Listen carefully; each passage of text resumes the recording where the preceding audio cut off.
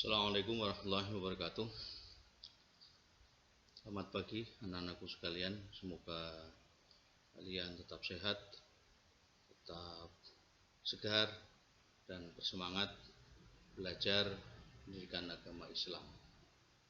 Anak-anakku sekalian, pada hari ini kita akan membahas tentang sumber hukum Islam yang ketiga, yaitu ijtihad. Minggu lalu kita sudah membahas tentang sumber hukum Islam yang utama, yaitu Al-Quran. Kemudian sumber hukum Islam yang kedua adalah Al-Hadis. Dan hari ini kita akan membahas tentang ijtihad. Apa itu ijtihad? Inilah. Menurut bahasa, ijtihad itu memiliki akar dengan jihad, yaitu al-juhd, yang berarti bersungguh-sungguh. Bersungguh-sungguh berarti juga sulit.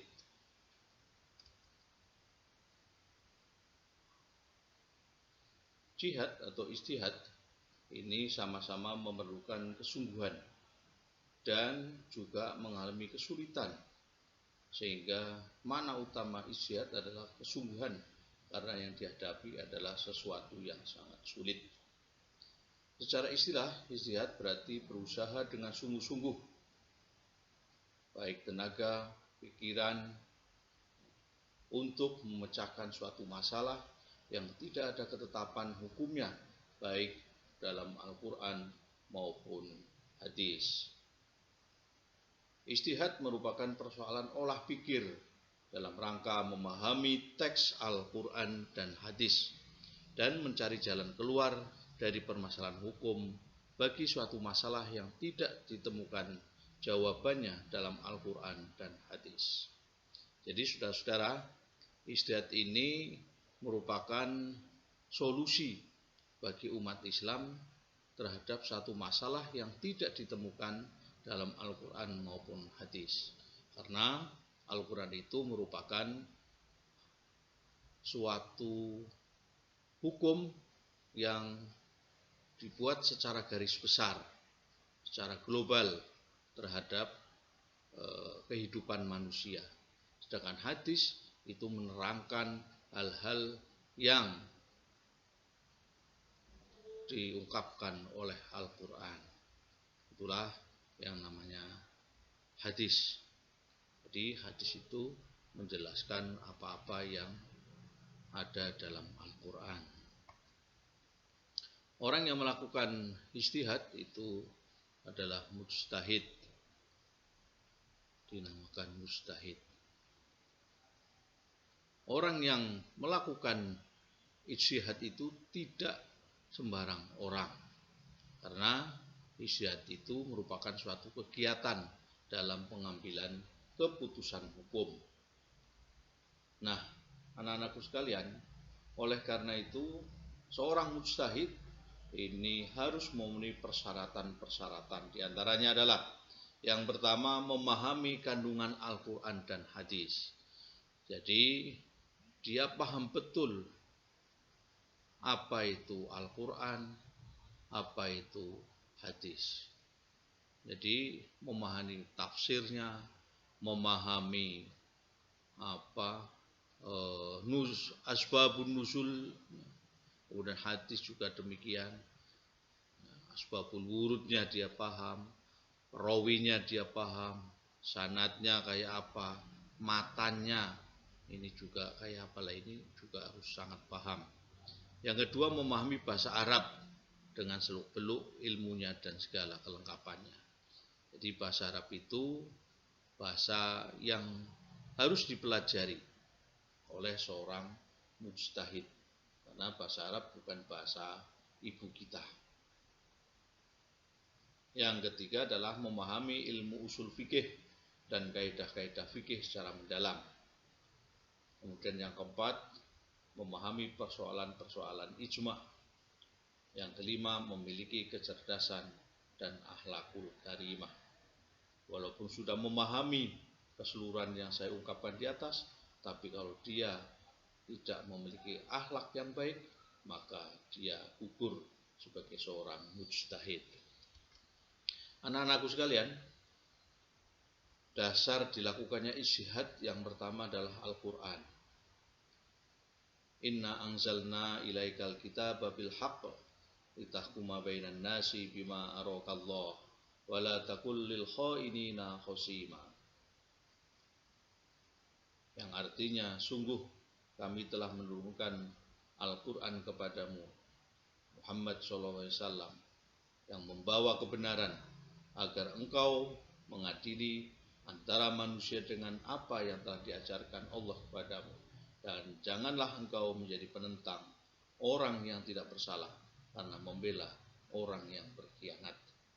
Artinya bahwa Allah sudah mengutus Rasul untuk memberikan lampu kebenaran, bukan untuk membela para pengkhianat itu.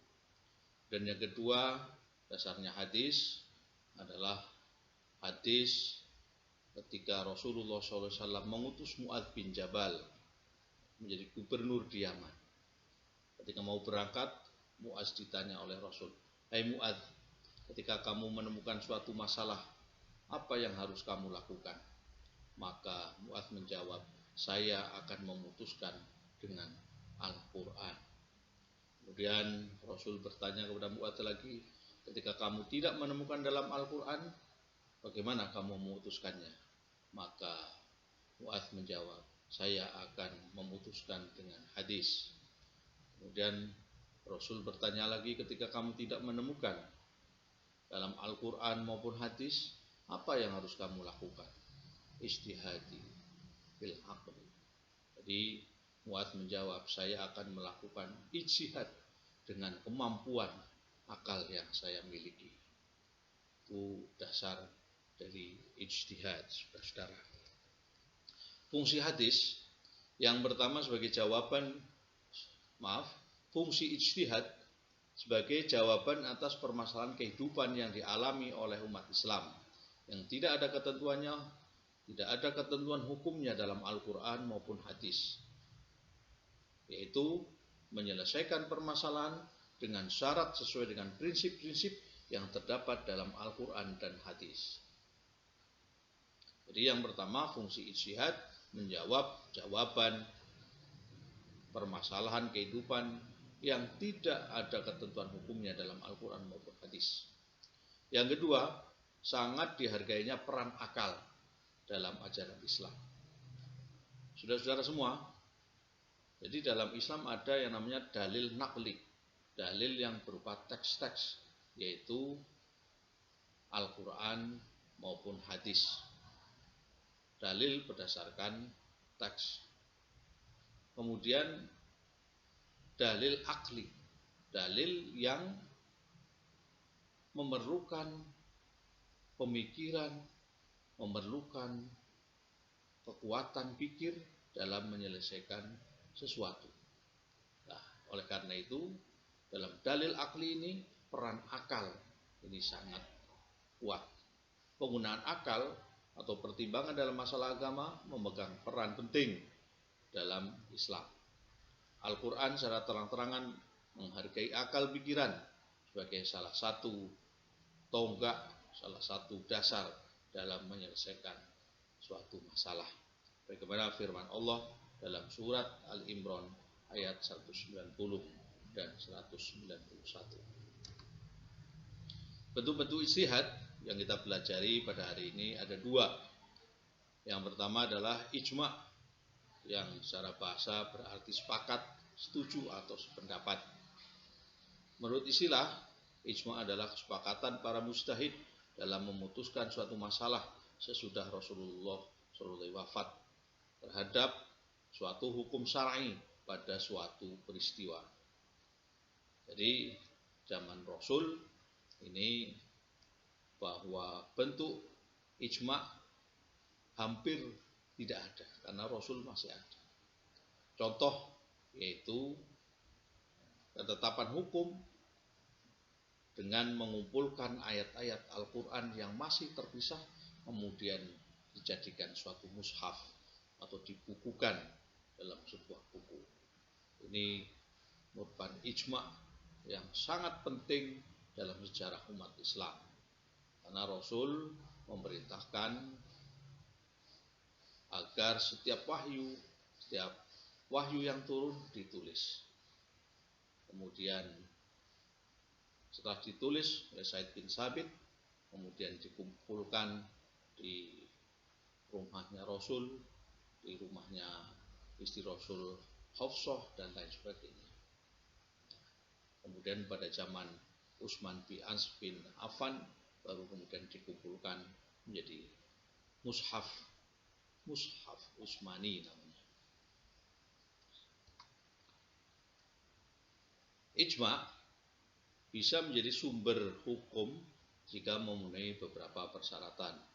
Yang pertama, ada sejumlah mujtahid ketika ditetapkan atas hukum suatu kejadian. Yang kedua, kesepakatan mujtahid mengenai suatu masalah atau kejadian lahir tanpa memandang perbedaan kebangsaan ataupun kelompok. Yang ketiga, kesepakatan para mujtahid yang disertai dengan pendapat mereka masing-masing secara jelas, baik ucapan maupun bentuk perbuatan. Setelah masing-masing menguatkan pendapat, barulah diambil kesepakatan secara kelompok. Jadi mereka kumpul dalam satu majelis, kemudian mereka berdebat, mengajukan argumen-argumen yang paling kuat. Setelah itu disepakati, argumen yang paling kuat adalah yang disepakati untuk dijadikan suatu hukum. Dan yang keempat, kesepakatan semua mujtahid tersebut dapat diwujudkan dalam suatu hukum.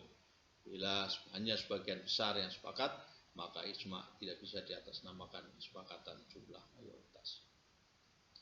Jadi ijma merupakan kesepakatan para ulama terhadap suatu masalah yang ada dalam umat. Bentuk ijtihad yang kedua adalah qiyas. Qiyas menurut bahasa artinya mengukur, membandingkan, menimbang. Sedangkan menurut istilah, qiyas adalah menetapkan hukum atas suatu kejadian yang tidak ada dasar nas, yaitu dengan cara pertama, membandingkan suatu kejadian lain yang telah ditetapkan. Dua, hukumnya berdasarkan nas karena ada kesamaan ilat antara kejadian. Jadi satu membandingkan, yang kemudian yang kedua adalah ada persamaan ilat atau ada kesamaan sebab di antara kejadian itu. Contoh qiyas yang pertama adalah mempersamakan hukum minuman keras yang tidak ada dalilnya dalam Al-Quran atau hadis, seperti tuak, sake, bir, vodka, dan macam-macam minuman yang memabukkan dengan istilah di daerah masing-masing. Itu disamakan dengan homer.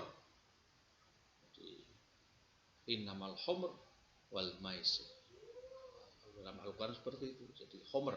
Nah, homer itu ya minuman keras. Karena sama-sama memabukkan. Sama-sama menghilangkan akal. Yang kedua, mempersamakan padi dengan gandum. Karena sama-sama makanan pokok. Ini terutama kita jumpai ketika zakat fitrah dilakukan oleh umat Islam. Yang ketiga, mempersamakan kerbau dengan sapi. Sebab di Arab tidak ada kerbau, adanya sapi. Nah, ini ketika kita jumpai pada hari Idul Kurban. Nah, saudara-saudara, qiyas dapat dijadikan dasar hukum dalam suatu bidang, kecuali bidang akidah dan bidang ibadah. Rukun qiyas perlu kita ketahui ada 3. Yang pertama adalah asal, yaitu dasar yang menjadi ukuran persamaan atau penyerupakan Al-Quran dan hadis. Jadi asal ukuran persamaan. Yang kedua far'u, yaitu perkara yang diserupakan. Jadi masalah yang ada itu identik. Kemudian ilat atau sebab, sifat menjadi dasar persamaan antara hukum pokok. Jadi kayak tadi homer itu memabukkan. Oh, ternyata minuman keras itu memabukkan. Nah, nama-nama lain ya, seperti bir, seperti sake, tuak dan lain sebagainya ternyata itu juga berakibat ya, menyebabkan orang hilang akal. Hikmah adanya kias, yang pertama tidak tersesat dalam berperilaku sesuai tuntunan agama Islam. Yang kedua, menjadikan diri seorang yang taat ibadah dengan penuh ketulusan. Yang ketiga, terbiasa membaca dan mengkaji Al-Quran dan hadis. Yang keempat, selamat dari azab dan laknat Allah SWT, karena sudah mengikuti aturan-aturan yang sudah ditetapkan oleh Allah dan Rasulnya. Yang kelima, memperoleh kebahagiaan hidup baik di dunia maupun di akhirat, karena sudah mengikuti aturan-aturan yang sudah ditetapkan oleh Allah Subhanahu wa taala dan Rasulnya. Kemudian yang terakhir, terwujudnya perilaku akhlakul karimah dalam kehidupan bermasyarakat.